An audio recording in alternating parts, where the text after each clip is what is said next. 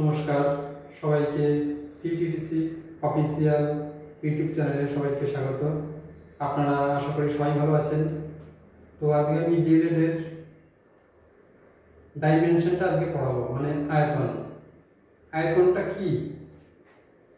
আমরা ছবি আঁকার ক্ষেত্রে ডাইমেনশনটা খুব ব্যবহার করি। যেমন দেখা যাচ্ছে এখানে 2 ডাইমেনশন আর 1 ডাইমেনশনটা কি?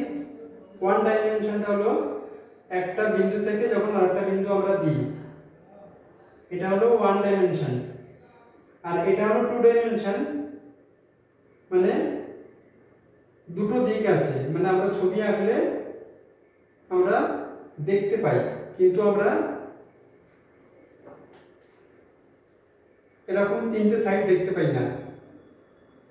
1 2 3 তিন দিক আমরা দেখতে পাই না। এটা হচ্ছে 3 ডাইমেনশন আর এটা হচ্ছে 2 ডাইমেনশন। শুধু যেটা আমরা ছবি দেখতে পাই সেটা হলো ছবি, যে কোনো ছবি আমরা আঁকা দেখি সেগুলো হলো 2 ডাইমেনশন।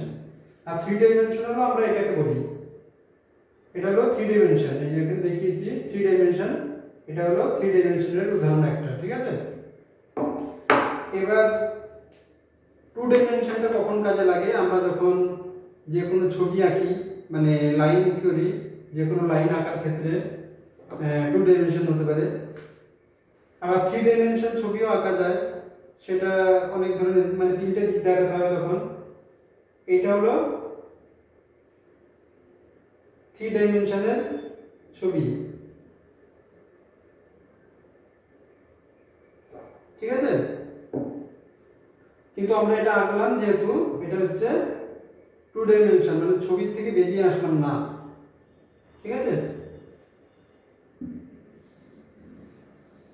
আর একটা 2 ডাইমেনশনের ছবি আমরা দেখাতে পারি।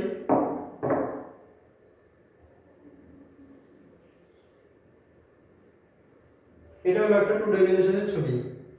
আমরা এটা ছবির মাধ্যমে দেখালাম, কিন্তু হাতে তো নিতে পারলাম না।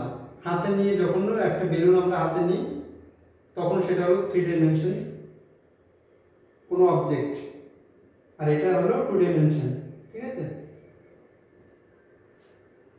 তো মোটামুটি সবাই বুঝতে পারলেন যে 2 ডাইমেনশন, 1 ডাইমেনশন এবং 3 ডাইমেনশন কাকে বলে, কোথায় ব্যবহার করা হয়। ঠিক আছে, আপনাদের যদি আর কোনো কোয়েরি থাকে তাহলে অবশ্যই কমেন্ট বক্সে জানাবেন। আর ভিডিওটা যদি ভালো লাগে অবশ্যই একটা লাইক আর কমেন্ট করবেন অবশ্যই। Thank you.